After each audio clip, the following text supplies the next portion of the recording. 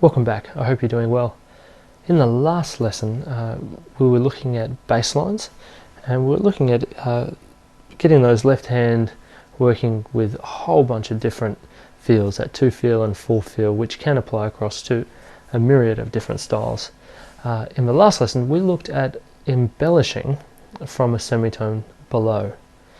Okay, so in this lesson it's very similar to the last lesson, and this is another way of embellishing, and I'm sure you'll enjoy it. If you got a grasp on that last lesson, this is something else to throw into the mix. So we are going to start embellishing from a semitone above, very similar to the last lesson. And that embellishment from a semitone below and a semitone above are very common things that happen when you hear bass players play, or when piano players are playing with their left hand, or even within soloing and melodies, and it's a very common device in music, so it's certainly worth getting a handle on.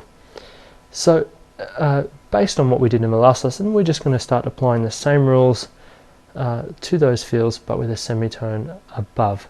If you feel I'm going a bit fast in this lesson, then just go back and brush up on the last lesson in the bass lines and then come back to this one, and this should make sense. So we're just going to dive straight into it. This is a bass line 2 feel, and we're going to be embellishing from a semitone above. So here's what we got: C, and then we're embellishing a semitone above leading to the next chord, which is an F chord. So in the skeleton, embellish a semitone above leading to the B flat. So that again was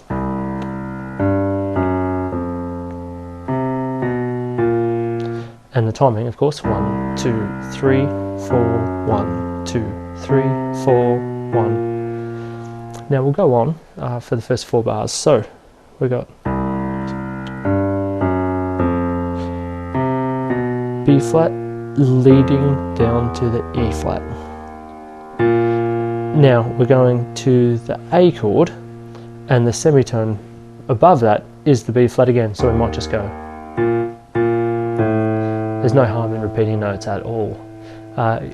It doesn't need to move on or go. It's nice, obviously, coming from different notes, but if it comes from the same note, it's nice to break it up as well. So you're certainly not doing a wrong thing by repeating that B flat or repeating a note.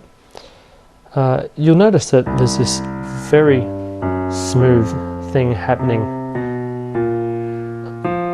If the next chord was an A flat, do a D flat. That's this common sort of feel that happens because we're moving around the circle of fourths, and so the next chord just happens to fall in a way that gives us that really smooth semitone progression leading to each chord. Okay, so let's go around that 8-bar cycle, embellishing from a semitone above in a 2 feel, sorry. So here we go. 1, 2, 3, 4, 1, 2. Down to the E flat. Now we're going to the A. Here's the 5, the skeleton, and then the semitone above again is a D, is the E flat leading to the D. So we repeat that E flat, which is fine. 5, semitone, 1. Here we go again. 1, 2.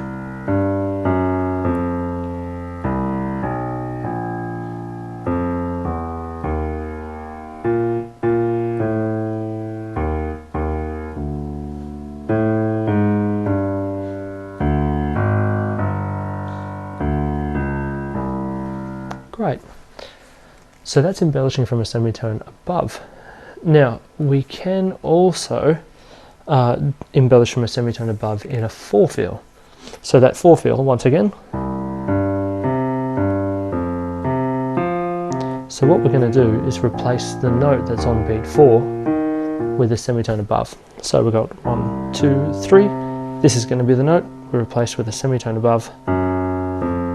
So let's do that. 1, 2, 3, 4.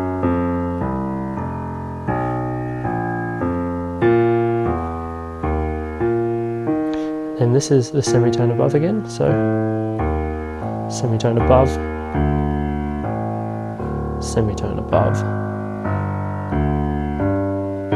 semitone above, semitone above. So I'll go through that in time this time. So here we go. 1, 2, 3, 4.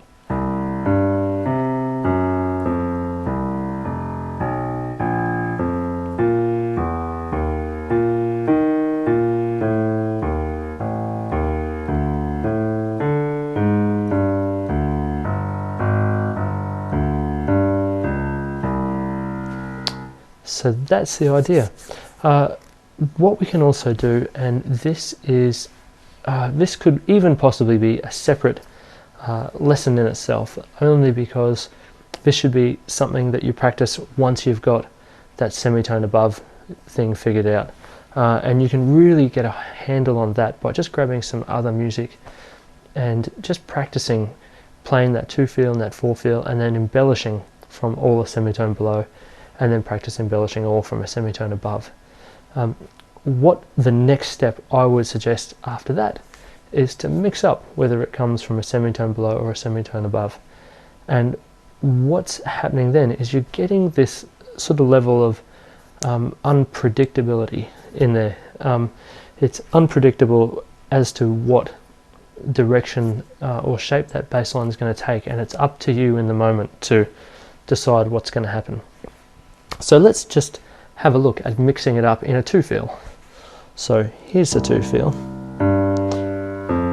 Now go semitone above, semitone below, semitone below, semitone below, semitone above. No embellishment. Now semitone below, semitone above, semitone below, no embellishment, semitone below, semitone below. See what I'm doing?